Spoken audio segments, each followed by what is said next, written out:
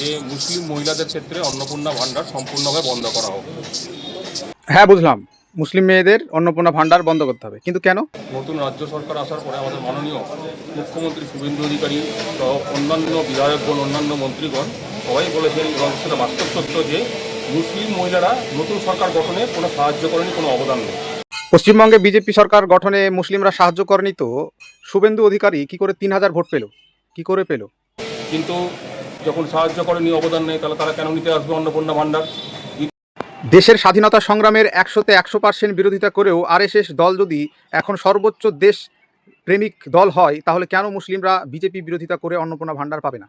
দ্বিতীয়ত হচ্ছে বন্দে মাতরম যাতে মাদ্রাসাতে গান না করতে হয়, স্কুলে যাতে গান না করতে হয়, সেই জন্য ওরা আগের বুধবারের দিন কলকাতা হাইকোর্টে রায় করে অ্যাপিল করেছে।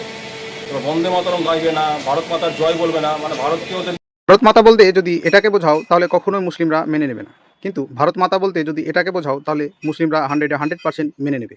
নিজেদের মা মনে করবে না। ভারতকে যখন নিজেদের মা মনে করবে না, তাহলে তারা ভারতের বাসিন্দাই না। ভারতের যখন বাসিন্দা না, তাহলে অন্নপূর্ণা ভাণ্ডার কিছুর জন্য পাবে?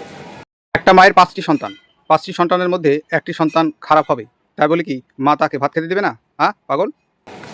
3 নম্বর পয়েন্ট হচ্ছে যে এক একটা মুসলমান পুরুষের অনেক ক্ষেত্রে দেখা গেছে যে 5টা 7টা করে বিবি থাকে। এবার 5টা 7টা যদি বিবি থাকে, 8টা 9টা করে বিবি বিভিন্ন অন্নপূর্ণা ভাণ্ডার বিভিন্ন স্বামীর নাম দেখিয়ে বা বিভিন্ন রকমভাবে কাগজের জালিয়াতি করে আবেদন করছে। তাহলে এক একটা পরিবারে, মুসলিম পরিবারে তো মোটামুটি 8-9 জনের করে অন্নপূর্ণা ভাণ্ডারের টাকা ঢুকবে, মানে কাছাকাছি সরকারি বেতনের সমান টাকা পাবে ওরা। ও, এতক্ষণে তোমার কষ্টটা বুঝতে পারলাম। ওরা 3, 4, 5টা 7টা বিয়ে করেছে, অনেক টাকা পাবে, তাই তোমার কষ্ট হচ্ছে। তুমিও 5-7টা বিয়ে করো, বিয়ে 5টা কেন 10টা 100টা বিয়ে করো।